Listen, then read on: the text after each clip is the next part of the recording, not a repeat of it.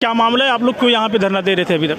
हम लोग इसलिए धरना दे रहे हैं कि 5 तारीख को लोक सेवा आयोग ने 2 शिफ्ट की परीक्षा पीसीएस और आरओ को कराने का जो है नोटिस दिया है। उसी के विरोध में यहाँ पे बच्चे इकट्ठा हुए हैं।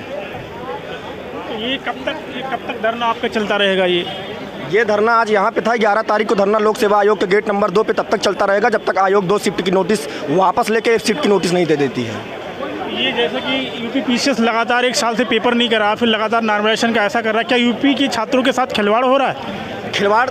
खिलवाड़ तो है ही यूपी के छात्रों के साथ जो है, लेकिन ये समस्या शासन की है और आयोग की है। वो परीक्षा क्यों नहीं करा रहा है? लेकिन परीक्षा कम से कम जब कराने के समय आया है तो क्यों 2 शिफ्ट में करा के हमारा मनोबल और हमारे मानसिक रूप से तोड़ने का काम कर रहा है। इसलिए 11 आपके चैनल के माध्यम से मैं सारे बच्चों को बताना चाहूँगा, जो बच्चे आपको फॉलो करते हों, चाहे वो दिल्ली के हों, चाहे इलाहाबाद के हों, चाहे जो है किसी भी और जिले के हों, वो 11 तारीख को लोक सेवा आयोग के गेट नंबर 2 पर पहुँच के प्रयागराज के बच्चों को समर्थन करें। और तब तक वहाँ पर हम लोग बैठेंगे जब तक आयोग 1 शिफ्ट की नोटिस में नहीं दे देता है। तो आपकी अगर सरकार मांग नहीं मानती है लोक सेवा आयोग, तो आप लोग क्या करेंगे आगे? ये आप कैसी बात कर रहे हैं सर? ये संवैधानिक सरकार है। सरकार हमारी मांग थोड़ी ऐसे थोड़ी मांग, कोई हम किसी संगठन से थोड़ी हम काम करते हैं। हम इसलिए यहाँ पे आए हैं कि हम सरकार से मांगने कहाँ जा रहे हैं? पहली बात तो ये है, हम लेने जा रहे हैं नोटिस, अपने हक की लड़ाई लड़ने जा रहे हैं। हम सरकार से मांगने उन्हें नहीं जा रहे हैं। ये जनता के द्वारा सुनी गई सरकार है। सरकार कोई रजवाड़ों की सरकार नहीं है कि आप बैठ गए हैं, आप नहीं मानेंगे। हम जाएंगे, तुमसे नोटिस लेके आएंगे। नोटिस मांगने उन्हें नहीं जा रहे हैं, हम संवैधानिक संस्थान से नोटिस लेने जा रहे हैं।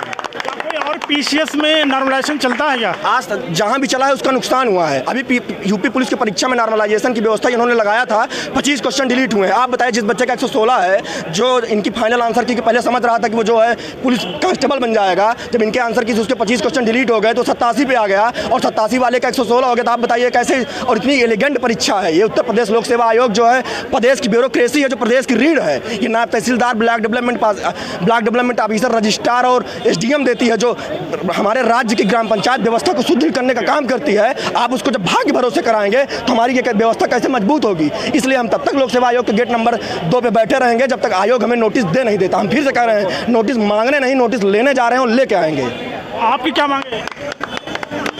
अभी देखो, मेरे भाई जो बता के गए हैं इलाहाबाद में और यहाँ दोनों जगह आंदोलन चल रहा है। 11 तारीख को महाआंदोलन किया गया है। नॉर्मलाइजेशन का मुद्दा जो है, इसी को लेके यहाँ पे जितना भी आंदोलन हो रहा है, सारी चर्चा हो रही है। इसके बारे में आपको भी पता है, पूरे स्टूडेंट को भी पता है। मेन बात जो मुद्दे की बात है, वो मुद्दे की बात ये है कि 11 तारीख को यहाँ से दिल्ली से जितने भी छात्र हैं और इलाहाबाद के जितने भी छात्र हैं और बाहर बनारस, जौनपुर, आजमगढ़ और जितने बलियाँ जितने भी जो भी भाई दे रहे हैं यूपी पीसीएस, जो कभी सोच रहे हो देने के लिए, जो भी भाई आरओ दे रहे हो, वो जो है सारे के सारे 11 तारीख को 11 नवंबर को गेट नंबर 2 लोक सेवा आयोग पे वहाँ उपस्थित हो। और हम लोग ये लड़ाई जीतेंगे और जीत चुके हैं। सुप्रीम कोर्ट का ये फैसला बहुत बड़ा निर्णायक होगा। असंवैधानिक काम तो जो आयोग है वो कर चुका है सुप्रीम कोर्ट के हिसाब से। रही बात हमारी, हम 2 चीज़ें कहनी चाहेंगे, एक आयोग को, एक सरकार को। आयोग को ये कहना चाहेंगे कि गांधीवादी तरीके से हम 21 अक्टूबर को आपके यहाँ आए। आपकी सारी जो आपने कहा कि नहीं, आप मुझे टाइम दीजिए, मैं आपके बारे में सोचूंगा, आपने सोचा नहीं। गांधी को पढ़ के आए थे, सोचने का मौका दिए, शांत रहे, गांधी के हिसाब से आंदोलन किए। आप ये मत भूलिएगा कि हम भगत सिंह और सुभाष चंद्र बोस को नहीं पढ़े हैं।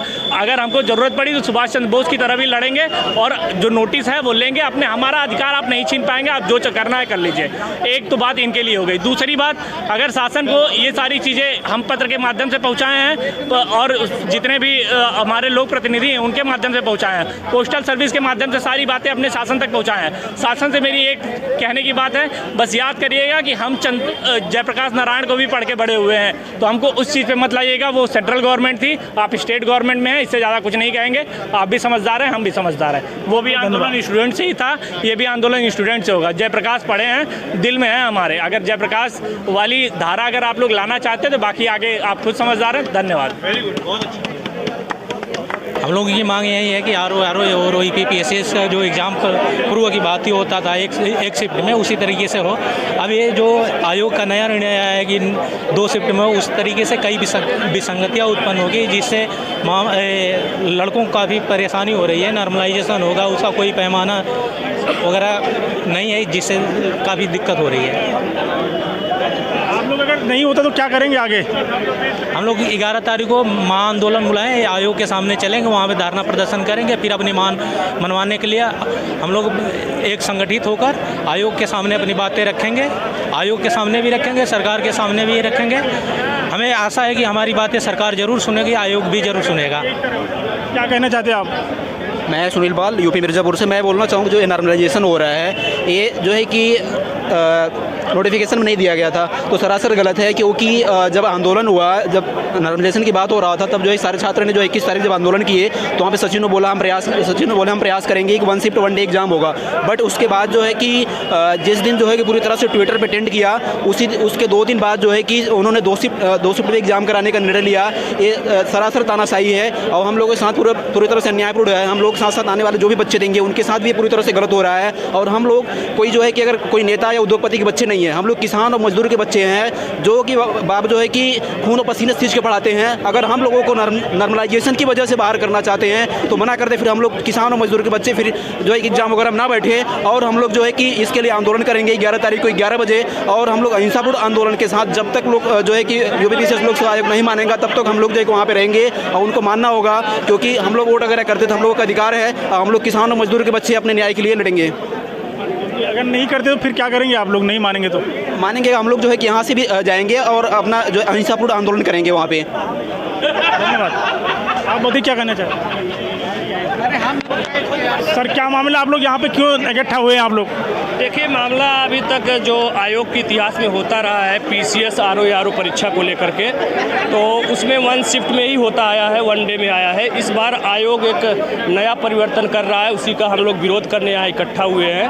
तो कई शिफ्ट में कराने का प्रोग्राम था तो उसका ही हम लोग विरोध करने आ रहे हैं, क्योंकि इसमें नॉर्मलाइजेशन जैसी समस्या पैदा होगी, इससे भ्रष्टाचार को बढ़ावा दिया जाएगा। जैसा कि इतिहास बहुत ही खराब है आयोग का, इससे पहले सीबीआई जाँच चल रही है और बहुत सारे ऐसे विवाद ऑलरेडी कोर्ट में अटके हुए हैं और इसमें एक आम प्रतियोगी छात्र पिस रहा है लगातार। तो हम लोग उसी का यहाँ विरोध करने के लिए इकट्ठा हुए हैं और 11 नवंबर को लोक सेवा आयोग प्रयागराज के लिए भी यहाँ से हम लोग प्रस्थान करेंगे। अगर सरकार अपना कदम पीछे नहीं खींचती है तो हम लोग वहाँ पर जाएंगे। अगर नहीं आयोग नहीं मानता फिर आप लोग क्या करेंगे? नहीं, आयोग नहीं मानेगा तो अभी माननीय न्यायालय का एक निर्णय भी आया है जिसमें माननीय न्यायालय ने कहा है कि भर्ती के नियम बीच में नहीं बदले जा सकते हैं। तो हम लोग कोर्ट का रुख भी करेंगे। फिलहाल अभी तो हमारा प्लान है कि हम लोग अपने ही अधिकारों के तहत इसको कैंसिल कराने का प्रयास करें। धन्यवाद। Thank you.